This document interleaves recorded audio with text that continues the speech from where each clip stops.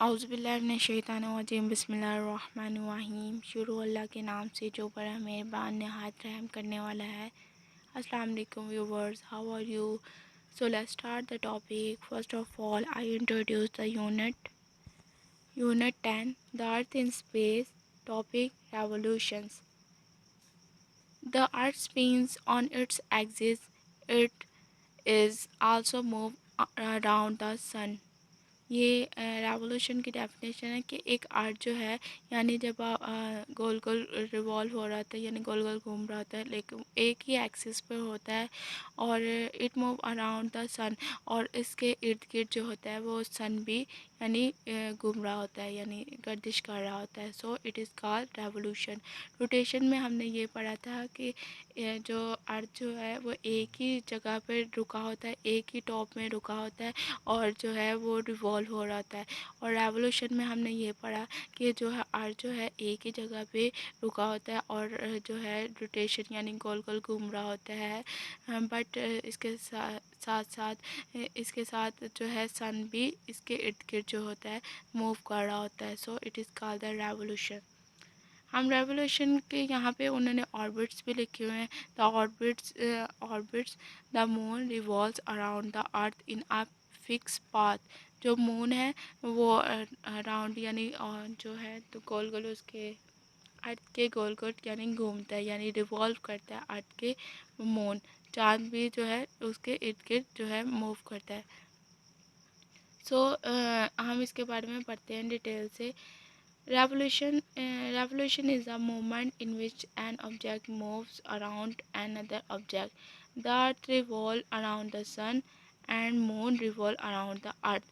जो अर्थ के इर्द गिर्द अराउंड यानी जो गोल गोल घूमता है वो सन घूमता है, और जो मून के इर्द गिर्द जो है अर्थ घूमता है, यानी अर्थ रिवॉल्व होता है। जब मून के इर्द गिर्द जब अर्थ रिवॉल्व होता है then it is called the orbits, तो वो ऑर्बिट्स कहलाता है। और जो यानी अर्थ के इर्द गिर्द जब सूरज यानी रिवॉल्व करता है, यानी सन रिवॉल्व करता है, then it is called revolution. तो आपको यहाँ पे दो डेफिनेशन मिल गई है, लेकिन है दोनों सेम है, बट उनके अंदर वाले मिक्सचर जो है वो डिफरेंट है। नेक्स्ट हम इसके बारे में पढ़ते हैं। The earth completes one orbits around the sun in approximately 365 days. This period is called a year.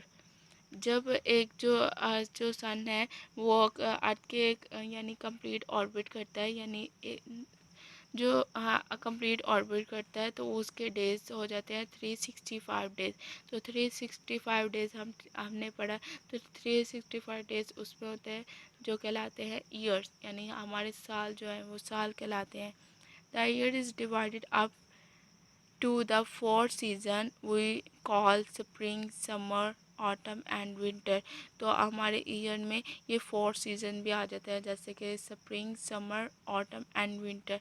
अच्छा, हम इसके बारे में पढ़ रहे थे रेवोल्यूशन के बारे में कि जो अर्थ जो है वो एक ही एक्सिस पर अटैच होता है, बट वो रिवॉल्व हो रहा था।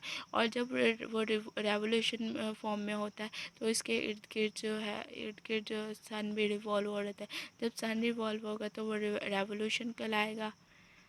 हमने इसमें एक और टॉपिक पढ़ा ऑर्बिट के बारे में। ऑर्बिट के बारे में हमने ये टॉपिक पढ़ा कि जब सूरज यानी जो चांद है वो एक ही जगह यानी रिवॉल्व हो रहा होता है, और अर्थ इसके इर्द गिर्द जो है अगर रेवोल्यूशन करे, so then it is called the orbit. तो हमने ऑर्बिट के बारे में भी यहाँ पे पढ़ा, और हमने डेज़ के बारे में पढ़ा कि यानी 365 डेज़ को मिलाकर एक क्या बन जाता है ईयर, यानी हमारे साल के बारे में।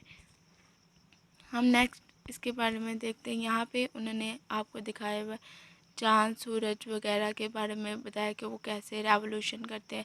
समर, स्प्रिंग, विंटर, ऑटम, यानी एक साल में यानी कितने हमारे सीज़न होते हैं, 4 सीज़न। तो वो आपको गर्दिश के बारे में यहाँ पे दिखा रहे हैं। स्टूडेंट, यहाँ तक आपका वर्क है, आपने अच्छे तरीके से इसे प्रिपेयर करना। रोटेशन और रेवोल्यूशन में फ़र्क आपको पता चल गया कि रोटेशन क्या होता है, रेवोल्यूशन क्या होता है। आपने इसे अच्छे तरीके से प्रिपेयर करना है। Thank you so much and अल्लाह हाफिज़।